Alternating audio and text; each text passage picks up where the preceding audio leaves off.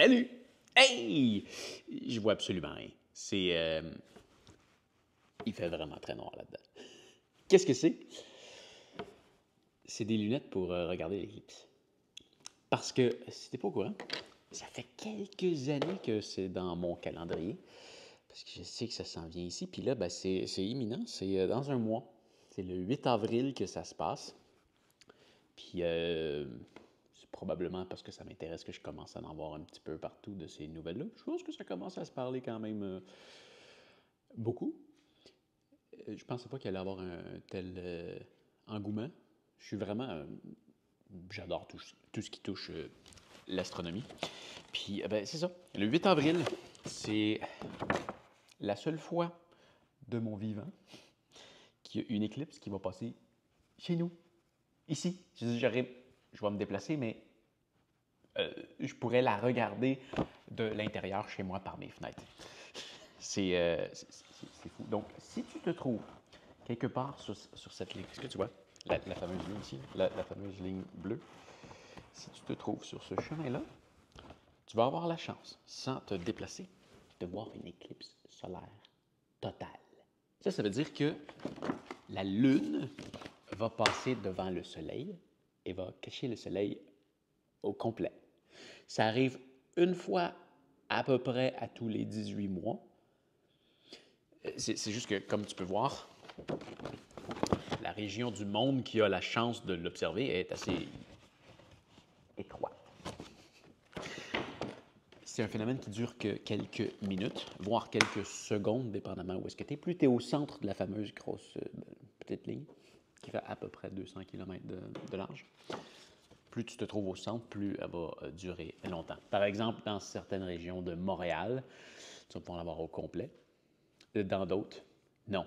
Et à ce qui paraît, parce que j'en ai jamais vu, mais la différence entre l'avoir au complet et presque au complet ou pas au complet du tout, elle est immense. Parce qu'il y a un effet de nuit dans la journée, il y a un changement de température, il y a les criquets qui se mettent à penser que c'est la nuit, puis qui se mettent à crier, beaucoup d'animaux qui se mettent à penser que c'est la nuit qui arrive, il y a quelque chose de très spécial qui se cache, il y a l'espèce de truc de soleil qui se passe autour de la Lune. Bref, ça a l'air vraiment génial. J'ai toujours voulu voir ça. Puis le 8 avril, ça va être l'occasion de le voir. Donc, pour ça, ça prend une paire de lunettes. Il s'en fait des plus cheap que ça aussi. Ça, c'est un kit que j'ai commandé. Il y en a encore pour l'instant. Commande-les vite si jamais tu vas aller la voir parce que ça va se mettre qu'à devenir de plus en plus rare. J'ai même vu des explosions de prix dans les dernières semaines, mais là, c'est revenu à la normale. De ce que j'ai regardé, je te laisserai un lien dans la description. Ça, ce kit-là, il vient avec, c'est ça, une belle paire de lunettes comme ça, de vraies lunettes en plastique. Ça vient avec 4 paires de lunettes comme ça, qui sont aussi efficaces. La seule chose qui est un peu poche de celle-là que j'ai remarqué, c'est que le derrière est blanc, donc ça illumine quand même beaucoup ici, mais tes yeux sont quand même protégés.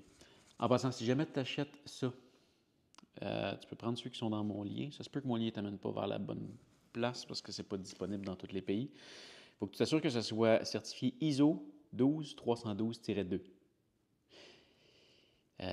Sinon, tu pourrais endommager tes yeux. Il y a des compagnies qui font des cochonneries puis c'est ça, qui peuvent rendre les gens aveugles. C'est super génial. Bravo. Bref, si tu veux être sûr, achète-les d'une compagnie renommée comme Celestron. C'est une compagnie qui fait des télescopes. Je me mettrais à vendre de la cochonnerie comme ça, juste pour le fun sur Amazon. Ça vient aussi avec un filtre, comme ça aussi, que tu peux mettre devant ta caméra, ton téléphone, peu importe, si tu veux photographier l'événement. Tu as besoin de porter des lunettes tant que le soleil est visible, quand l'éclipse arrive totale, quand tu ne vois plus le soleil, là, tu peux regarder avec tes yeux nus. Sinon, c'est comme d'habitude, tu ne regardes pas le soleil avec tes yeux, ça peut les endommager. J'ai commandé aussi un filtre. En fait, c'est le même principe, je ne le dévisserai pas au complet. Mais comme tu peux voir, c'est très, très noir et ça permet de justement filmer le soleil, même quand zoom à fond avec la caméra. Et sérieux, c'est quand même malade. J'aime bien ça. Je vais l'allumer. Puis, je vais démarrer mon enregistrement. Ah oui, je vois rien. Il fait super, super noir. Même si je filme dehors, une exposition normale. En ce moment, ça serait surexposé si j'avais pas le filtre. Puis là, ben, je fais juste... Attends, regarde, je vais te le montrer. Si j'enlève le filtre...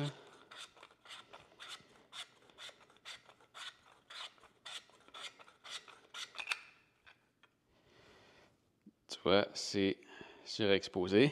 Puis quand je viens mettre le filtre, on voit plus rien. Tout simplement. Je suis en mode manuel, là, fait qu'il n'y a pas de réajustement qui se fait. Et là, tu vois que le petit point qu'il y a là-bas, c'est le soleil.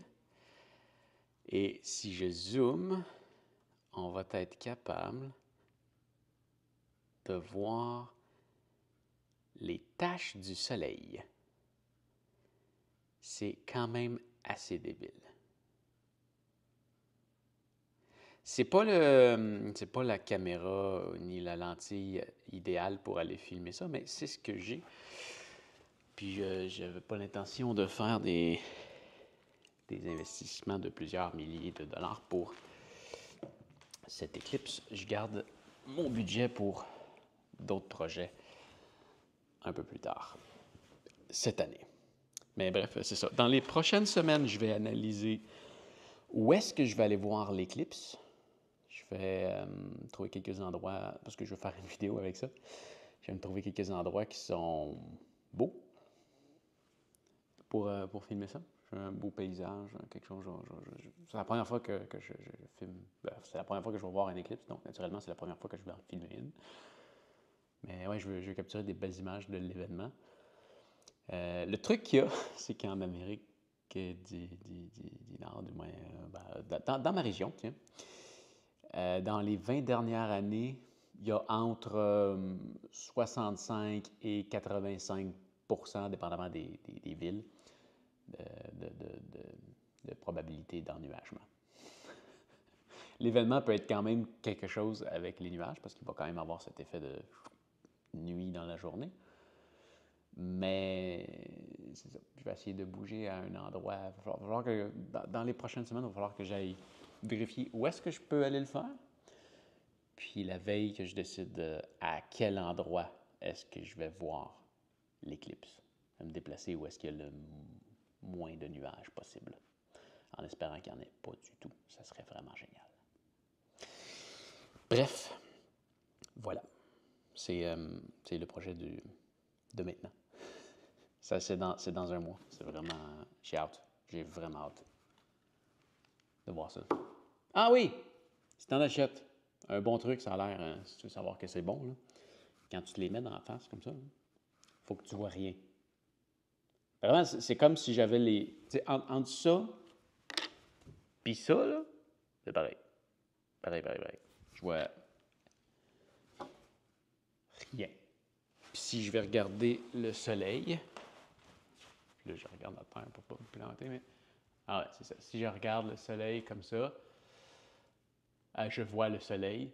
C'est très, très doux pour mes yeux. Je sens toute la chaleur du soleil qui me tombe au visage, mais je peux le regarder de façon très, très, très confortable. Donc là, si on était dans l'éclipse, je vois pas de façon très détaillée, mais je vois la forme du soleil, ce qui est normalement impossible, parce que si je regarde le soleil en ce moment sans les lunettes, c'est n'importe quoi. Tu peux pas regarder le soleil. Mais bref, c'est ça. Peut-être prendre une petite paire de lunettes comme ça pour regarder. C'est pas quelque chose qui... je pense pas le regarder comme ça pendant... Je sais pas, je me souviens pas, ça dure à peu près 1h30. Le temps que... là, je lance des chiffres comme ça, là, je me souviens pas par cœur. Mais c'est ça, c'est quand même long là, avant que la lune se mette à cacher le soleil au complet. Je peux te laisser en lien aussi dans la description un site que j'adore qui s'appelle time and date. Je vais aller chercher mon ordi. OK, je l'ai. timeanddate.com. C'est un site qui est vraiment génial si tu veux savoir. Je n'avais déjà parlé dans une vidéo sur ma chaîne d'aventure. Tout ce qui est par rapport au soleil, tu vas voir les périodes d'ensoleillement d'une région, tu as la durée d'ensoleillement de chacun des jours, ce qui te permet de voir, par exemple, comme quand j'étais en Norvège, jusqu'où la noirceur va. Pour le prochain projet que je suis en train de penser, je le regarde aussi. Bref, tu as vraiment plein d'informations sur tout plein de choses, incluant tout ce qui est éclipse solaire. Donc, tu vois, quand je viens sur le site ici, je suis capable de voir les éclipses pour les 10 prochaines années. Il va en avoir 10. La prochaine étant le 8 avril, c'est elle qu'on voit ici. On voit toute sa trajectoire. Tu vois, la prochaine, ensuite, elle va être plus tard dans l'année, mais tu vois, ce n'est pas une éclipse totale, c'est une éclipse annulaire. Ça veut dire que le Soleil ne sera pas caché au complet, mais la Lune va passer directement devant le Soleil, mais comme elle va être plus loin, elle ne cachera pas le Soleil au complet. Donc, il va y avoir un anneau autour de la Lune. Un anneau autour de la Lune. Oui, c'est ça. L'anneau du Soleil autour de la Lune. Et tu vois, c'est ça qui arrive, les éclipses. Non seulement c'est rare, mais tu vois, la numéro 2, elle va être visible dans l'océan Pacifique et sur une toute petite partie de l'Argentine et du Chili, au sud. Toute petite partie. La troisième, un peu plus proche de... en 2026, il va en avoir un autre, en Antarctique. Ensuite de ça, il va en avoir une en 2026, totale, qui va passer complètement dans l'ouest, complètement dans l'est du Groenland, dans l'ouest de l'Islande, et qui va finir en Espagne. Ensuite de ça, on va en avoir une autre totale en 2027 qui va passer dans le sud de l'Espagne. Encore une fois, l'Espagne est assez chanceuse. Et dans le nord de l'Afrique, l'autre total, il va... Là, eux sont vraiment chanceux en Australie. Ça, c'est... généralement, quand il y a une éclipse qui passe chez vous, c'est tout un événement. Hein. En Australie, ils vont en avoir une totale en 2028 et en 2030, puis il y a ce fameux point-là qui va goûter aux deux fois. Ça, c'est de la chance. C'est incroyable. En une période de 2 ans. C'est fou. Mais bref, c'est ça. Si on regarde la prochaine, donc ce que tu veux chercher, c'est cherche sur Google Time and Date puis Eclipse, tu vas tomber là-dessus. Et tu vas avoir la carte. C'est ça qui est important. Si tu veux aller à un endroit où est-ce que tu peux le voir, tu vois, cette fameuse carte-là, c'est tous les endroits où est-ce que l'éclipse va être visible. Mais attention, l'éclipse totale, c'est la ligne rouge qui se trouve qu'à être au centre. Donc, tu vois, quand je te disais tantôt, quand on zoome, là, quand tu es dans la section orangée, là, je suis daltonien, ça se peut, je me trompe dans les couleurs, mais quand tu es dans la section orangée, tu ne verras pas au complet. Il faut absolument que tu sois dans la section rouge qui est ici. Et plus tu te déplaces vers le centre, plus tu peux l'avoir au complet. C'est pour ça que je t'expliquais tantôt que, tu vois, à Montréal, la fameuse ligne qui est ici, si tu es au sud de ça, tu vas l'avoir au complet. Si tu es au nord de ça, tu ne verras pas au complet. C'est dramatique à ce point-là. Si tu es sur la petite rue qui est ici, tu ne verras pas au complet. Puis si tu es sur la petite rue qui est ici, comme regarde cette petite rue-là, si tu es au sud de la rue, tu vas l'avoir au complet. Si tu es au nord de la rue, tu ne verras pas au complet. Ça fait une grosse différence. Et idéalement, tu essaies de te rapprocher le plus possible de cette ligne pointillée-là, parce que ça, c'est le centre total de l'événement et tu vas l'avoir plus longtemps. Donc, par exemple, si tu es ici, juste au sud de la bande, tu vois, l'éclipse va durer 10 secondes. Et si tu t'en viens directement sur la bande, l'éclipse va durer 3 minutes et demie. Tu vois, moi, je suis à Granby, donc chez moi, elle durait 3 minutes et 2 secondes. J'avais essayé de m'en rapprocher un peu pour avoir encore plus de secondes. Et c'est ça, je vais essayer de bouger quelque part entre probablement les Adirondacks parce qu'ils sont pile poil dedans. Un petit peu au sud. Et ça va surtout dépendre de la météo. Et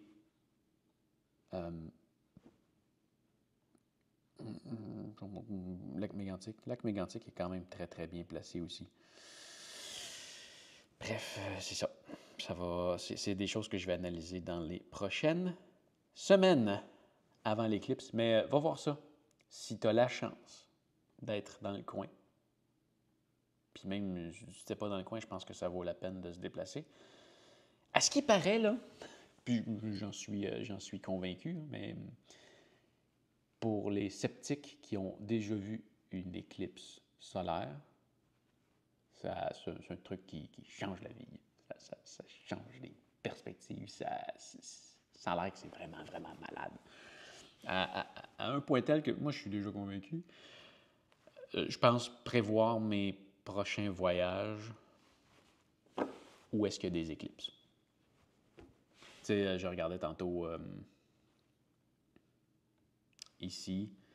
Hein, je disais que, tu vois ici, 2026, ça va passer en Espagne. Bah, ça pourrait être une belle opportunité d'aller voir l'Espagne, puis tant qu'à y être, regardons ça, un éclipse. Ouais. L'Australie. Ah, oui, regarde, l'Australie, ça sera peut-être pour 2028 ou 2030. Et en 2030, elle passe... Non, 2028. En 2028, l'éclipse passe directement... Qu'est-ce que c'est fou? Ça passe... Ça doit être malade.